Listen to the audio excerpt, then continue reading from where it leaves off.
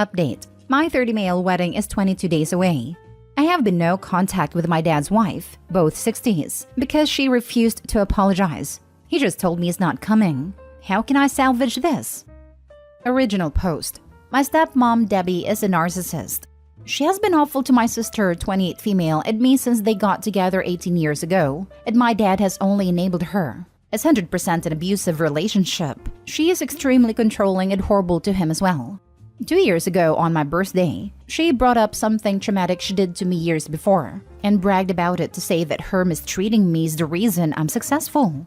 I was angry. I worked with my psychiatrist to write a letter explaining my hurt and telling her that while I want a relationship with her, I will need an apology to move forward.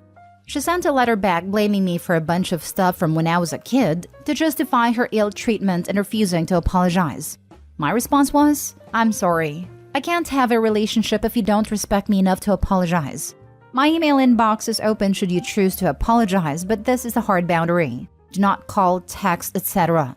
Since then, the only communication has been her attempts to ambush me by picking up my dad's phone when I call him, leaving me aggressive voicemails and texts, or having my dad pressure me to meet her in person. I suffer from anxiety, and direct contact with her would only trigger an attack. About a month ago, she stole my dad's phone, read through our private conversation, then texted me from his phone. My dad, understandably angry, said he wanted a divorce, and that same day she finally did email me one sentence. I am sorry for hurting your feelings on your birthday. I responded also with one line, I appreciate the apology. Then, nada again, from either of them. My dad left town to get some space. As I mentioned, my wedding is in 22 days. And my dad emailed me 2 days ago with a long, insulting letter. Too much to type out, but the highlights are, boundaries are rude, and I'm selfish. My psychiatrist is a joke. Debbie has been punished enough, so get over it. How dare I only send one line back to Debbie's email? Debbie's the real victim. And how dare I not invite his wife to my wedding? Plus the exact sentence, obviously I'm not coming to your wedding. To be clear, I've heard most of these brought up over the past 2 years and have addressed them with him, but he just dismisses me as being angry and vindictive. Basically, as usual, he wants me to just make peace at the expense of my mental health while never holding Debbie accountable. I'm in a healthy headspace thanks to my psychiatrist and incredible fiancé. I know that my boundary is healthy and no amount of guilt tripping will make me feel bad about setting it. But how can I respond? Despite my intense anger over the letter, I still want him, but not her, at my wedding. I love my dad, and I'm so sad that one simple boundary is apparently enough to end our relationship. Edited to add, I feel like the letter was a trap.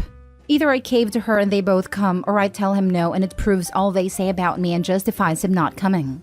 The letter wasn't sent by Debbie, although it has her fingerprints all over it. My sister confirmed my dad did, but she's on team make peace, it's tearing dad apart. That deserves another post. One thing I didn't mention, in the letter he said he doesn't want to come because how am I supposed to explain why my wife isn't there? Well, how am I supposed to explain he isn't there? It's mind-boggling. Now for the top advice before reading the update. I think you know they have made their choice. Why would you want them in your life if they cause you so much distress and they clearly don't respect you? Count it as them doing you a favor. They shouldn't ruin your wedding day and you are literally letting them. Your wedding day isn't about them, it's about you and your partner. Yep, it's time to go no contact with dear old enabler dad. These people will only get worse with old age. Then add grandkids in the mix and they will be even more of a nightmare. Hey Opie, may I suggest you read Adult Children of Emotionally Immature Parents? It's a relatively short book and you can get a free PDF online by Googling it. It has a lot of practical affirming advice for understanding and navigating exactly these kinds of relationships. I've also been in therapy for years and still found the book really useful and insightful. Hopefully you will too. Take care. I will look into it. Thanks for sharing. Sounds very helpful. Honestly, you're being way too dismissive of your dad's actions. He's hurting you and he knows it. He's hoping that if he hurts you enough, you'll cave. Tell him you're sorry to hear that, but that you understand and will send pictures if he wants. Oof, this got me good. You're right, although I hate to admit it. And no, he doesn't get anything from me if he doesn't come. It's unforgivable and I won't have a relationship with him. Hey bro, let me tell you a little bit about my story. My daughter is from my first marriage and my current wife and her do not get along. At all. My wife has told me numerous times, I'll find something to do. You go see her. She's your daughter. And I do. I know you're not a woman, but I hope you still get my point. Yep, and he is so afraid of her that he actively lies or hides when we would see each other, both then and now. She'd get mad if he took my sister and me out to dinner when we were young, for spending her money since she was the breadwinner. So my dad would do it while she traveled for business and would pay cash so she wouldn't know. Even through this issue, we'd only ever meet for lunch and pay cash. He said, I feel like I have a mistress, and wasn't aware enough to see how messed up that is. I grew up in a similar situation. And the first thing I want to say is, your father does not deserve a pass just because he didn't mistreat you in the same ways his wife did. He 100% allowed his child to be mistreated and did nothing. That is not acceptable without an apology. You should be incredibly proud of yourself for setting this boundary and for fighting your way to better mental health. I suffer from anxiety as a result of my father's and stepmother's upbringing, and I can truly appreciate the amount of growth it takes to claw your way to the other side of this. I think the toughest reality I've had to face as an adult, processing a traumatic, emotionally abusive upbringing from my stepmother, is that my father allowed it to happen. My father is very much bullied into submission by his wife, as you explained yours is, but that doesn't excuse anything. He made a choice then to not fight for his daughter, and now, even worse, he's aiding his wife in trying to emotionally tear you down. You don't need that in your life, bro. I got caught in the trap, for a long time, of believing my father was just trying his best and wasn't malicious in his intentions. But I now own the fact that thinking like that is what manipulators and narcissists prey on. He failed to protect his child from ongoing emotional mistreatment. That isn't forgivable without an apology, without some semblance of ownership. What is different about your stepmother's doing compared to your father's allowing it to happen? I'd say there's a ton of catharsis in owning how angry you deserve to be at your father, and you shouldn't get a free pass into one of the best days of your life if he can't prove he cares enough about you to stand up for you. He's complicit in this situation too. This is my favorite reply. Thank you for sharing. It's shocking how similar it sounds, and anytime I brought up to him how my anxiety stems from Debbie, it was dismissed. But it really did, and the way my dad taught me to deal with that was just to keep the peace at all costs, bend over backwards for Debbie, to make her happy because he's too afraid to stand up to her. I used to give him the benefit of the doubt too. Right now, my sister has been saying that type of thing. Don't you feel bad for Dad? He's in a really tough spot. He's really depressed. He's trying. Can you do it for his sake? I mean, he never stood up to her for our sake. Why would I? I'm going to send her your comment. Again, I really appreciate it. You spoke directly to my experience. And now for the update. The fun update is, I got married. My wife, still crazy to say, and I are so happy. And our wedding was the best day, full of the family and friends who love us the most. It was so incredible and full of memories we will cherish together forever. The not fun update is long and there's a lot that happened. Well, I sent back a response to my dad's original letter shortly after posting. I had a lot to say, but I kept it brief on the advice of some. Full text. I'm very hurt that you have chosen not to attend my wedding. However, I'm not surprised that you've once again chosen to appease Debbie's whims over my needs, happiness, and mental health as you've done for nearly 2 decades. It's honestly shocking that one simple boundary and one need for an apology from her is apparently enough to end your and my relationship. But I will respect your choice. We are not inviting drama, dismissiveness, bullying, or manipulation, and we are certainly not going to tolerate anyone who uses our wedding as an opportunity to blackmail us into accepting any of those. That has no place at our wedding, and frankly, in our lives at all. I never got a response. However, he did call my mom, who is awesome by the way, and said the same crap he said in the email from the previous post, which she shut down. She astutely realized he was just trying to manipulate her into getting me to let Debbie come to the wedding.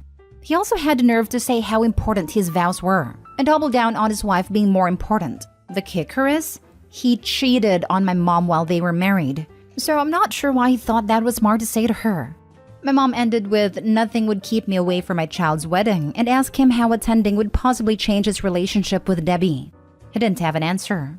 I then sent a quick write-up to family and friends, basically stating that he won't be there and to please not bring it up on the wedding day. Most people were understanding and supportive, but it turned out 2 of my aunts, his sisters, suddenly couldn't make it. Well, my cousin told me my aunts decided not to come in solidarity. So, while I was deciding what to do and trying not to get others involved, My dad and Debbie decided it was better to use that time to poison my family against me. After all of his talk about not putting people in the middle in his letter, he sure had no problem with getting his siblings to boycott my wedding. My cousins were awesome though, and we had an excellent chance to reconnect about this type of BS from our parents and bond.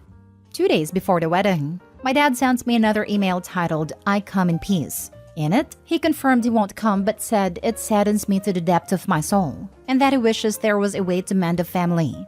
Other than, I guess, attending my wedding? Then he wishes me well and to enjoy my wedding because of how wonderful and important weddings are. Lol.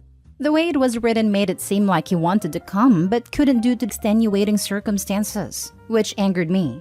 At the time of the wedding, he was sitting at home 30 minutes away, too much of a coward to show up. I waited until after the honeymoon to decide whether to respond. After talking with my therapist, I realized I did want to respond, because I don't think he understood what missing my wedding meant, and I wanted to make it clear.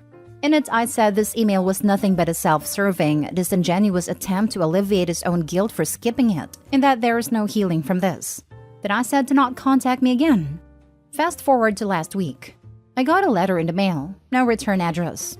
In it was a bunch of letters between us from when I was a child, and a piece of paper that said, "Happy birthday. Don't throw away, your birth certificate and social security card are inside." So I guess that's that. He's wiped his hands off me, but not before going for a last attempt at a guilt trip. I have been working with my therapist through the hurt, anger, and sadness I'm dealing with from being abandoned by my father. I've been very depressed. I'm grieving a loss because I didn't want it to end this way, but he's made his choices. However, I'm thankful to have a great therapist and incredible support from my wife, mom, and friends. There's light at the end of the tunnel. Thank you to everyone for your comments and support. And thanks to my incredible wife for being by my side through everything. Congratulations on your wedding. When we're young, we are sort of trained to think of our parents as infallible/omnipotent. As we get older, it's important to recognize that our parents are people. And most people are messed up with their own problems. And some of their problems are of their own making. Your father sounds like a my way or the highway type. But as you're a grown-up yourself, you get to set your own expectations, boundaries, and consequences of what you're looking to include in your life. And that probably includes letting your dad stick with his lonely highway as he's clearly chosen to do. I'd say you probably don't have anything nice to say to your dad, so silence from here out on might convey the exact message you're looking to send. Yeah, this has unfortunately been my journey over the past few years. Thanks for sharing. Hey Opie, I was in a similar situation a year ago, where my mom's long-term partner said something deeply hurtful and borderline unforgivable to me. I was extremely fortunate to have both of my parents' explicit support in never speaking to or seeing my mom's partner ever again, apology or not. Through extensive long-term therapy, I was able to get to a place where I was able to both hear and accept an honest, genuine apology from her partner and start to mend our relationship. We're in an amazing place now, a full year later. You have always offered this same opportunity of forgiveness through genuine remorse and meaningful change, but Debbie has done nothing to rise to the occasion and deserves no forgiveness or understanding. I was so violently depressed last year. It was also in a grieving process of sorts, even though I was dealt a much easier hand than you were. All this to say, I truly, deeply, with every bone in my body, think you made the right choice in drawing that line for your dad and his wife. I'm so sorry for your loss, and I hope you take your time in grieving and give yourself the grace you deserve. It took me many, many months and an amazing therapist to start to feel like myself again. All I can say is it gets better. And congrats on your marriage, Opie. I hope your wedding was absolutely beautiful. Thanks so much. I am sorry to hear about your depression. It's been a struggle for me as well. I know it will take time to process this. That said, I feel very confident in my decision despite the pain. The pain isn't caused by my decision, but by his. I'm glad you're doing better. Thanks again. You gave him a clear indication of what his choices have resulted and will further result if he keeps making his selfish choices. Now all of this like before is on him. He made his choice now. He's lost his son, and that's on him again. Like you indicated, he's a coward and will die a coward. I respect your assertiveness and willingness to set strict boundaries. You made the right decision in the end. Good luck with all. Thank you. It means a lot. Yes, I know he and Debbie are going to tell everyone who will hear how I'm wrong and mean and selfish and it's all my fault, but really it's on them. And this specifically is on him. They can lie about it all they want. The truth is the truth.